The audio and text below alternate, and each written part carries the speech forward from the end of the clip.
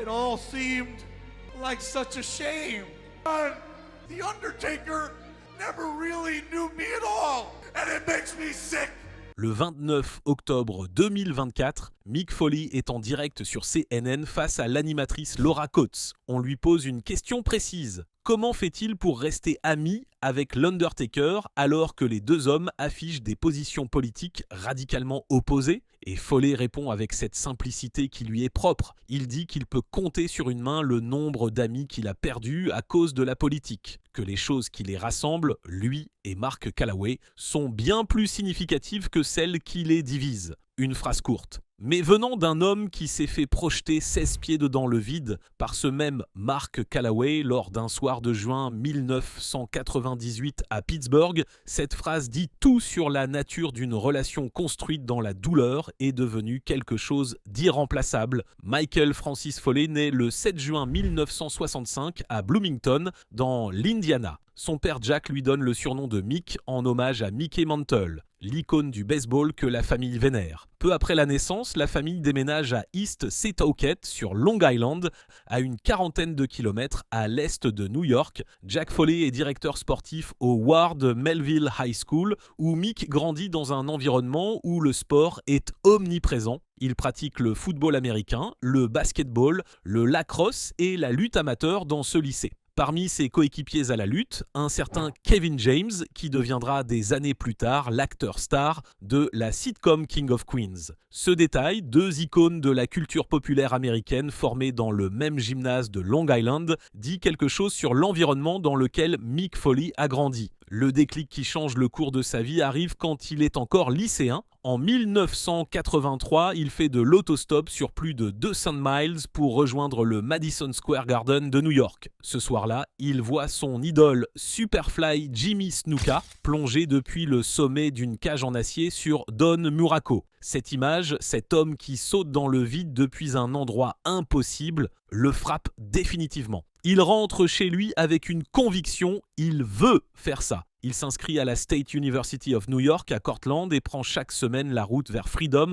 en Pennsylvanie pour s'entraîner à l'école de Dominic Donucci, l'un des formateurs les plus respectés de l'époque. Il fait ses débuts professionnels le 23 juin 1986 à Clarksburg, en Virginie-Occidentale, sous le nom de Cactus Jack. Il passe par la World Championship Wrestling à partir de novembre 1989, où il se forge une réputation de catcheur hardcore qui ne recule devant rien. En WCW sous le nom de Cactus Jack, il livre des matchs brutaux contre Vader qui deviennent des références du genre, notamment lors d'une confrontation à la WCW Saturday Night en 1993, au cours de laquelle il reçoit un impact si violent qu'il perd partiellement une oreille dans le ring. Cette blessure ne l'arrête pas. Elle définit sa philosophie. Il se bat contre Big Van Vader, contre Sting, contre Harley Race dans des combats qui n'ont rien de fictif dans leur intensité. En 1993, il part en Extreme Championship Wrestling, cette petite fédération de Philadelphie qui révolutionne l'industrie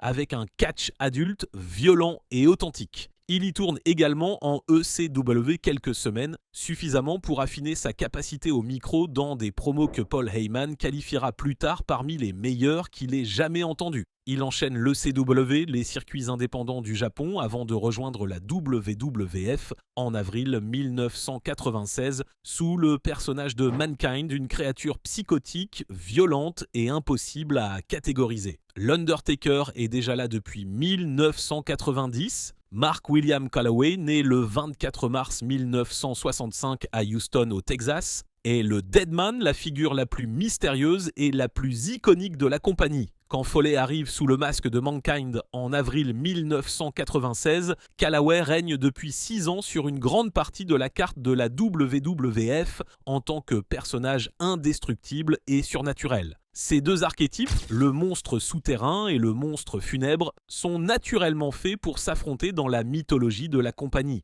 Mais en dehors des caméras, deux hommes de caractères très différents apprennent progressivement à se connaître. L'Undertaker est texan, sobre, taciturne, protecteur de l'institution. Foley est un gars de Long Island, expansif, autodérision permanente, qui mange des bonbons dans les vestiaires et serre tout le monde dans ses bras. Ces deux univers s'attirent parfois davantage qu'ils ne se repoussent. Et presque dès l'arrivée de Mankind dans la WWF, les deux personnages entrent en collision. Leur premier grand match en pay-per-view a lieu à SummerSlam 1996 dans ce qu'on appelle un Boiler Room Brawl, une bagarre de rue dans les entrailles du décor industriel. Paul Bearer trahit l'Undertaker et Mankind s'impose. Puis des matchs lors de In Your House, des segments en arène qui construisent peu à peu une histoire commune entre deux personnages que tout semble opposer. Et fin 1997, début 1998, les rôles basculent encore. Mankind et Kane forment une alliance, tout le vestiaire est reconfiguré. Et c'est dans ce contexte mouvant que la WWF décide de programmer leur match au King of the Ring 1998. Dans les semaines qui précèdent le match, Foley traverse une période de doute. Il sait que leur programme manque de build narratif. La rivalité est réelle dans la mythologie des personnages, mais elle n'a pas été construite dans le mois précédant l'événement avec la même intensité que d'autres programmes.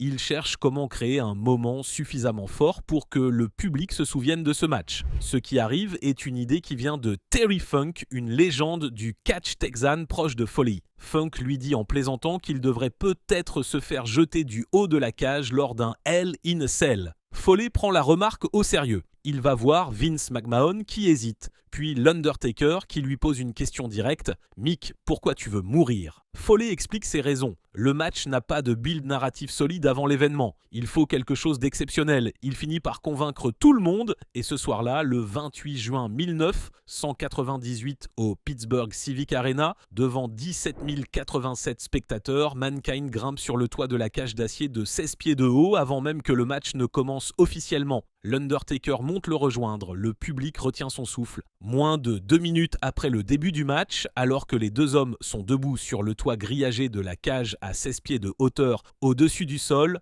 l'Undertaker attrape Foley et le lance dans le vide. 16 pieds, environ 5 mètres. Foley s'écrase à travers la table de commentaires espagnole avec un impact si violent que le médecin de ringside et l'arbitre Tim White pensent immédiatement que le match est terminé. La table explose sous lui, les planches se brisent, Foley gît immobile sur les débris pendant plusieurs secondes qui paraissent une éternité. La caméra le montre de dos, les bras en croix, les jambes dans des positions impossibles. Personne dans l'arène ne bouge. L'atmosphère passe de l'exaltation à quelque chose qui ressemble à de la peur collective. Vince McMahon en personne descend à ringside. On place Foley sur un brancard et Jim Ross, au micro, lâche des mots qui ne lui ont jamais été scriptés et qui deviendront les lignes de commentaires les plus citées de l'histoire du catch. Good God Almighty, they've killed him. As God as my witness, he is broken in half. Ross dira des années plus tard qu'il croyait sincèrement avoir assisté à quelque chose d'irréversible. Ces mots viennent du ventre, pas d'une feuille. Foley est attaché au brancard et là, il enlève les sangles. Et il recommence à grimper. Ce que beaucoup de gens ignorent, c'est que le deuxième bump, celui à travers le toit de la cage,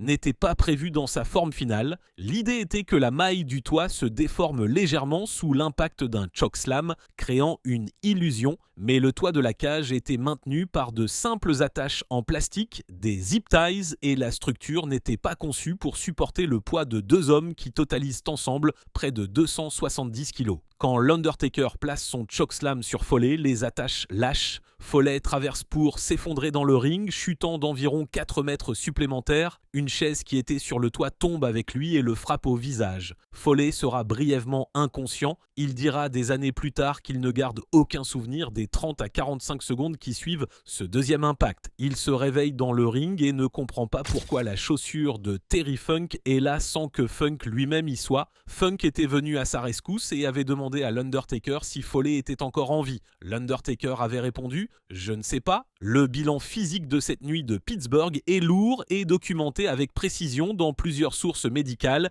et dans les propres déclarations de Foley au fil des années. Une épaule disloquée, la commotion est si sévère que Foley ne garde aucun souvenir d'une fenêtre de 30 à 45 secondes. La deuxième chute à travers le toit de la cage provoque un traumatisme crânien complémentaire. L'Undertaker lui-même dira des années plus tard dans son podcast que le deuxième chokeslam était l'un de ses pires, techniquement parlant, et que cette maladresse involontaire avait sans doute sauvé la vie de Foley en changeant l'angle de sa chute. Si le mouvement avait été exécuté parfaitement, la tête de Foley aurait absorbé la totalité de l'impact, épaules disloquées, dents arrachées qui avaient été avalées puis remontées par voie nasale et ressorties de la narine dans une image devenue tristement célèbre. Commotion cérébrale. Foley finira le match, recevra des punaises en acier dans le dos dans un spot final où l'Undertaker le pile drive sur un tapis de clous métalliques. L'Undertaker s'impose. Et dans les vestiaires qui suivent, selon plusieurs témoignages concordants, les deux hommes ne parlent pas beaucoup. Il n'y a pas grand-chose à dire. Foley dira plus tard que le match de Pittsburgh a transformé sa carrière, mais pas de la façon qu'on pourrait croire immédiatement. À court terme, le match ne le propulse pas directement au main event, il lui faut encore plusieurs mois pour atteindre le sommet. Mais le respect qu'il gagne dans les vestiaires, auprès de la direction, auprès du public, est immédiat et total. En novembre 1998, lors d'un épisode de Raw diffusé en avance, il bat The Rock pour remporter son premier titre de champion de la WWE. C'est l'une des scènes les plus électriques de l'histoire de la compagnie. Il sera champion à 2 reprises supplémentaires. Son corps, progressivement, paie la facture de toutes ces années. En 2000, il tire sa révérence de la compétition à plein temps. Son dernier grand match a lieu en février 2000 lors d'un No Way Out contre Triple H. Ce qui se passe ensuite dans leur relation est moins documenté mais tout aussi important. Dans les années qui suivent, les deux hommes continuent de se croiser dans les couloirs, dans les cérémonies, lors de voyages. En 2022, lors du Ric Flair's Last Match à Nashville, Foley et l'Undertaker sont vus ensemble dans la salle, assis côte à côte dans une atmosphère détendue et chaleureuse. 2 monuments du catch partageant quelque chose qu'aucun script n'aurait pu orchestrer. Il y a un autre moment important dans leur histoire commune qui mérite d'être mentionné. Quand Foley est lui-même intronisé au Hall of Fame en 2013, l'Undertaker n'est pas là physiquement pour présenter son ancien rival. Mais Foley mentionne son nom explicitement dans son discours, l'inscrit sur sa main parmi les 5 personnes les plus importantes de sa carrière. Le geste dit tout sur la façon dont Foley conçoit leur relation. Pas symétrique, pas conditionnelle, juste réelle. Il lui voue une reconnaissance totale indépendamment de ce que l'autre fait en retour. Et puis le 1er avril 2022 à Dallas au Texas, l'Undertaker est intronisé au Hall of Fame de la WWE. Son discours dure presque 1 heure. Il remercie Shawn Michaels, Triple H et il ne mentionne pas Mick Foley. La fille de Foley, Noël, poste un tweet dans les heures qui suivent. Elle écrit que c'était un grand discours, mais qu'elle aurait vraiment aimé entendre le nom de son père mentionné, étant donné leur match légendaire. Ce tweet enflamme les réseaux sociaux. Les fans prennent position et Foley, quelques jours plus tard sur le podcast In The Click, dit quelque chose qui illustre parfaitement sa façon d'être. Il dit qu'il a oublié de mentionner sa propre femme lors de son discours du Hall of Fame, alors il n'est pas vraiment en position d'aller faire la leçon à qui que ce soit sur qui inclure ou non dans un discours. Il dit que l'Undertaker n'était pas là pour les mêmes années que lui, que c'est lui, Foley, qui avait oublié de mentionner sa femme Colette lors de son propre discours d'intronisation en 2013, alors qu'il avait 5 noms sur sa main, dont celui de l'Undertaker et de Dominic DeNucci. Il rappelle qu'il avait parlé pendant 42 minutes et était toujours en train de parler quand il a fait tomber un coude depuis la scène sur Chris Jericho et CM Punk pour un final mémorable, que son discours était davantage une question d'amitié et de soutien, que lui, Foley, n'était pas blessé. Et que si lui n'était pas blessé, personne ne pouvait l'être à sa place. L'Undertaker répondra de son côté à Bleacher Report avec une franchise similaire « J'aime Mick Foley ». J'ai parlé de lui jusqu'à en avoir les branchies bleues. Et il précise qu'après 30 ans de carrière, on ne peut pas tout mentionner dans un seul discours. Il dit qu'il espère que personne n'a eu les sentiments froissés et que si c'est le cas, il s'en excuse. En octobre 2024, l'Undertaker invite Donald Trump sur son podcast 6 Feet Under with Mark Calloway. Il dit que Trump a rendu la politique amusante à nouveau. Foley, qui soutient Kamala Harris, visionne l'interview et réagit publiquement dans une vidéo postée sur Instagram le 23 octobre 2024. Il commence par reconnaître que l'Undertaker a raison sur un point. Donald Trump a bien rendu la politique amusante. pour environ 3 semaines en 2016. Mais il dit qu'il n'y a absolument rien d'amusant dans cet homme 8 ans plus tard. Il détaille ses griefs de manière précise et documentée. Et puis, 6 jours plus tard sur CNN face à Laura Coates,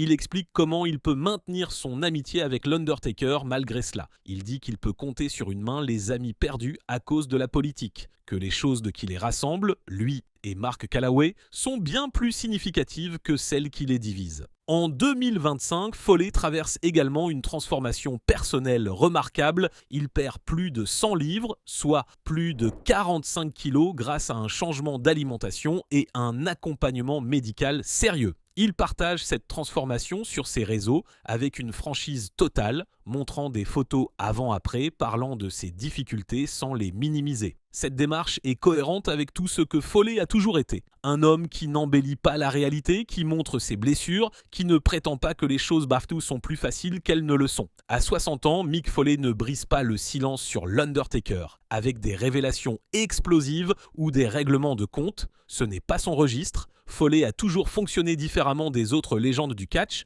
là où beaucoup utilisent de leurs interviews pour régler des comptes, alimenter des polémiques ou maintenir une visibilité artificielle, Foley parle avec une honnêteté qui désarçonne. Ce qu'il dit sur l'Undertaker, c'est qu'ils ont partagé quelque chose d'exceptionnel dans un ring à Pittsburgh un soir de juin 1998, quelque chose qui a failli mal tourner de façon catastrophique et que cette expérience a créé entre eux un lien qu'aucune divergence politique ne peut effacer. Sur son podcast Foley is Pod, il a dit une chose qui résume tout, il ne sait pas ce qu'il ferait sans l'Undertaker. Il ne sait pas où il en serait, parce que sans cet homme, sans ce match, sans cette nuit à Pittsburgh, il ne serait pas qui il est aujourd'hui. C'est peut-être la vérité la plus simple et la plus puissante qu'un catcheur puisse dire sur un autre. 25 ans plus tard, deux hommes qui ont failli se tuer mutuellement dans un ring et qui partagent toujours le même respect fondamental. Dans un milieu aussi instable que le catch professionnel, c'est quelque chose de précieux,